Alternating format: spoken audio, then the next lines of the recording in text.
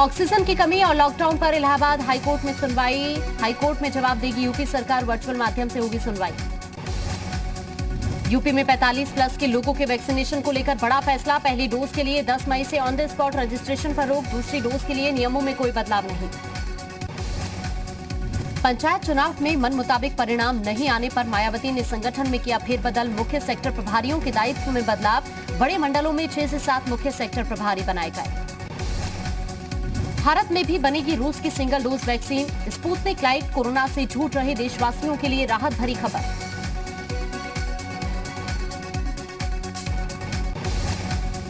मेरठ के Covid centre में अनोखा प्रयोग, कोरोना मरीजों का हौसला बढ़ाने के लिए हेल्थ वर्कर्स ने किया हिंदी गाने पर डांस। राज्यों में कोरोना के हालात पर पीएम ने जताई चिंता। झारखंड, ओडिशा, आंध्र प्रदेश और तेलंगाना के मुख्यमंत्रियों से की बात, कोरोना को लेकर हुई बात। केंद्र सरकार ने दिल्ली को दी 730 मीट्रिक टन ऑक्सीजन। केजरीवाल ने कहा धन्यवाद। सुप्रीम कोर्ट ने केंद्र को रोजाना 700 मीट्रिक टन ऑक्सीजन देने का दिया है निर्देश।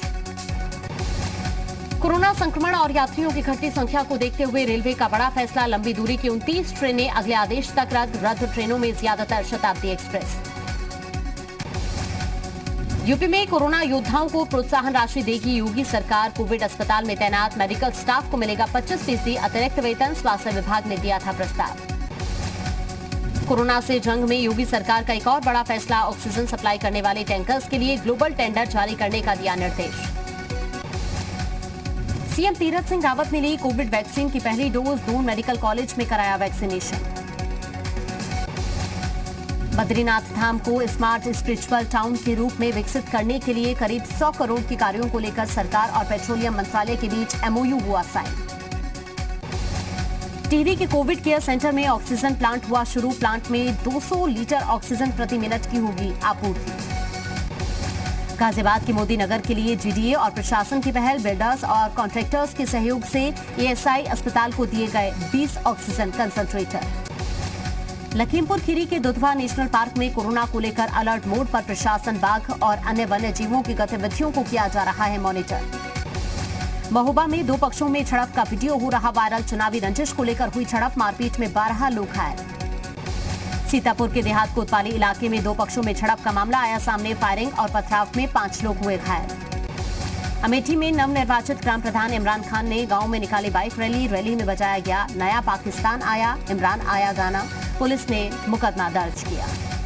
बुलंदशहर में बिल्लाहा हॉस्पिटल को कोविड मरीजों से अवैध वसूली के मामले में सील करने के आदेश। अस्पताल मालिक के खिलाफ केस दर्ज कर जांच हुई शुरू। नोएडा में रेमडेसिविर इंजेक्शन की कालाबाजारी का भंडाफोड़, 3 आरोपी गिरफ्तार, 5 रेमडेसिविर इंजेक्शन बरामद। ललितपुर में एमपी बॉर्डर पर चेकिंग के दौरान एक गाड़ी में मिली 35 पेटी शराब, मौके पर 2 आरोपी गिरफ्तार। सीतापुर में दुकान में लगी भीषण आग, फायर ब्रिगेड ने आग पर काबू पाया। शॉर्ट सर्किट से आग लगने की आशंका। बुलंदशहर में राष्ट्र चेतना मिशन के कार्यकर्ता कोरोना मरीजों के अंतिम संस्कार में कर रहे हैं मदद। अब तक 5 मरीजों का करा चुके हैं अंतिम संस्कार। बंगाल में बीजेपी कार्यकर्ताओं पर हो रहे हमलों पर साधु संतों की नाराजगी, पत्र लिखकर कहा ममता के शासन से बंगाल में हिंदुओं का वजूद मिट जाएगा।